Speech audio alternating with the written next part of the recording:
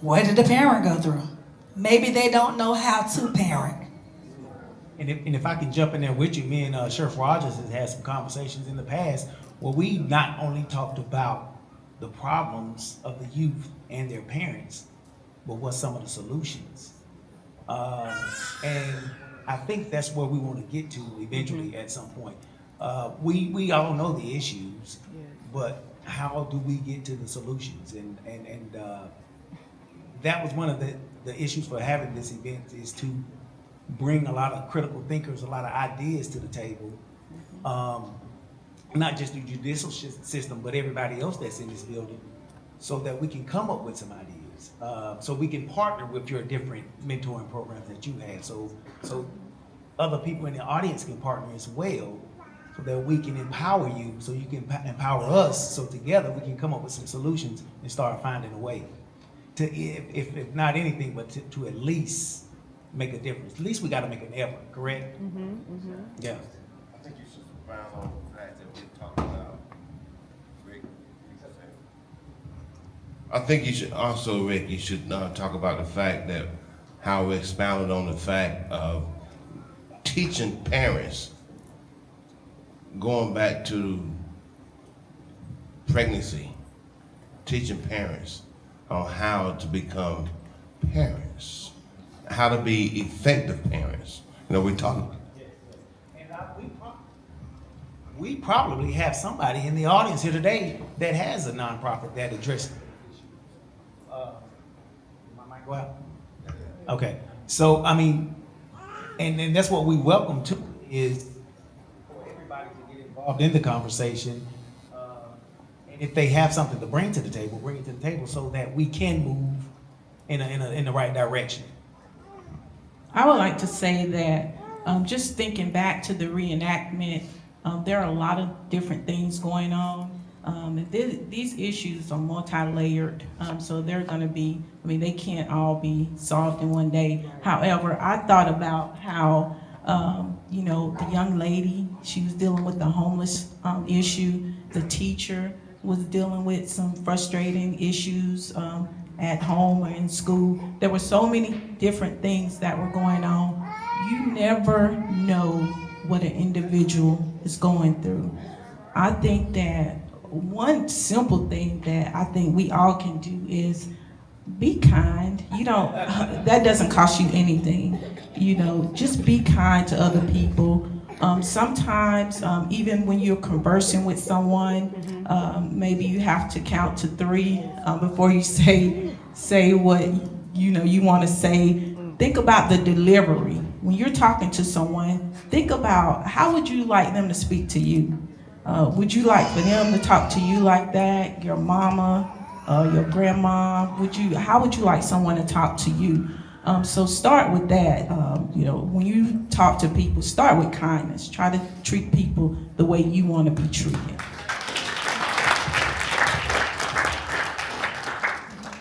And I think to just piggyback on that is we all need to really work on being the best listener that we can be, because we get so caught up doing, well, I need to do, he needs to do, she needs to do, when sometimes we just need to take that pause, as you made reference, and really try to hear and understand, because, again, as we look at that skit, that reenactment, well, why was that young person laying on the ground for 6 hours outside? Where is their structure? Where is their support? Where, again, that teacher going through these, whatever challenges she was going through, outside of it, was it, again, family? We all are dealing with those things as we all, get a little bit more mature and different things that are going on. So we need to make sure that we are listening and really understanding, because the secondary step becomes, again, having to get involved with law enforcement. Law enforcement will be understanding until a point, and then action takes place, and it may not be the action that we want.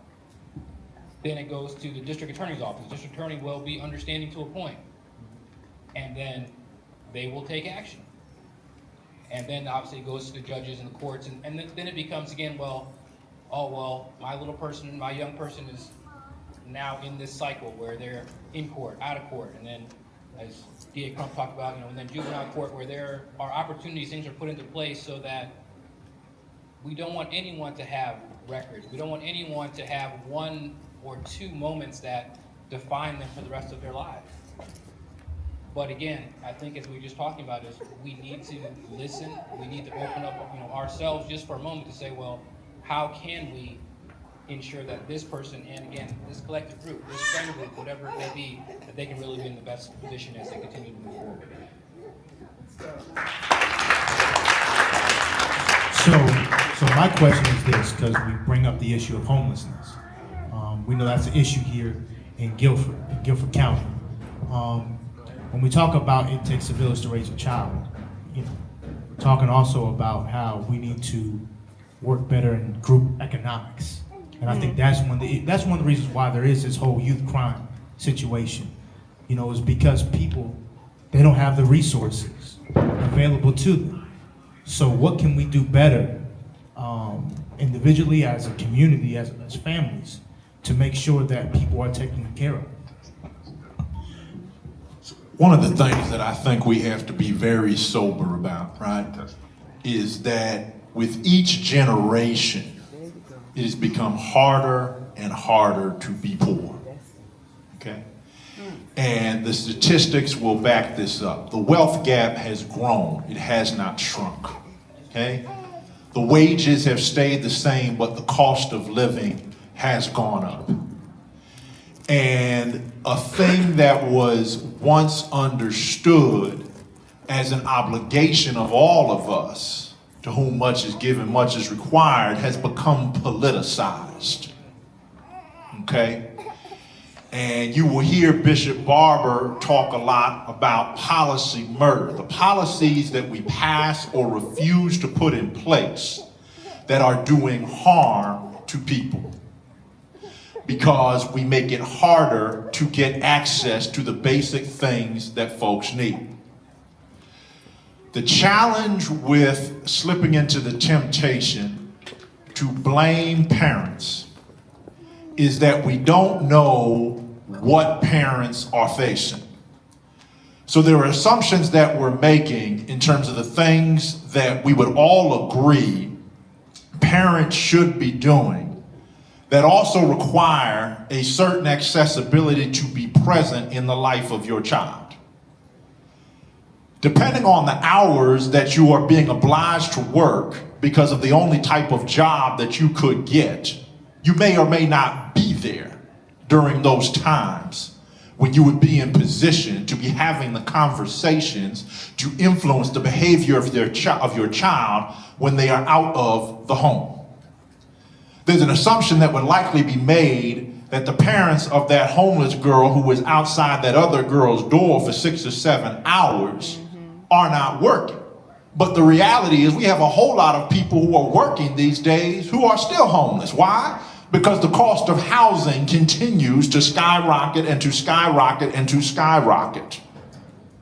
I had the privilege of being born and raised in a rent-regulated apartment by my single mother, who is a public school teacher on the Upper West Side of Manhattan in New York City.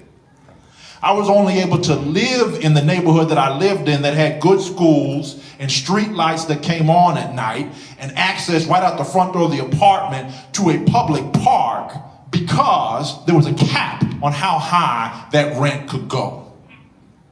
Okay?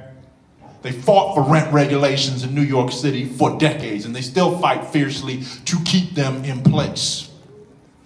It is important to begin asking the questions: what are the barriers that our families, particularly poor families, particularly low wealth families, are facing?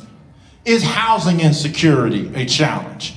Is transportation insecurity a challenge? Is food insecurity a challenge? Is childcare insecurity a challenge? Is violence in that neighborhood so that you are fearing about how your child is going to safely get from the door of where you live to the bus stop or the school where they have to go? Is that a challenge? Has your family been subject to domestic violence? Has your family been victimized by sexual molestation? Has your family been victimized by shootings that are going on in that neighborhood? All of these things create traumas. The more traumatized a child is, the harder it is for them to do the things that we would say they need to do to act right and behave right. But get this. The more traumas an adult has been exposed to that haven't been dealt with, that they're facing day by day, the harder it is for them to act right as parents and do the things that we want them to do. There's a whole lot of reasons why the village has been broken. And it's not just because of a lack of personal responsibility on the part of the parents. We have to look as a community, as a society, at the challenges that particularly poor people are facing and ask ourselves the question, what more can we do as a community? What more can our elected officials do at every single level? What